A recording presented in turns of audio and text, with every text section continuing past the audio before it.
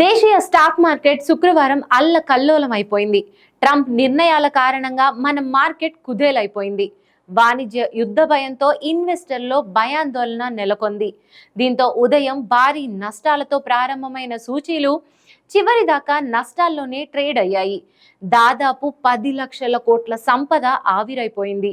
ఇక ముగింపులో సెన్సెక్స్ 1414 పాయింట్లు నష్టపోయి 73,198 దగ్గర ముగియగా, నిఫ్టీ 420 పాయింట్లు నష్టపోయి 22,124 దగ్గర ముగిసింది.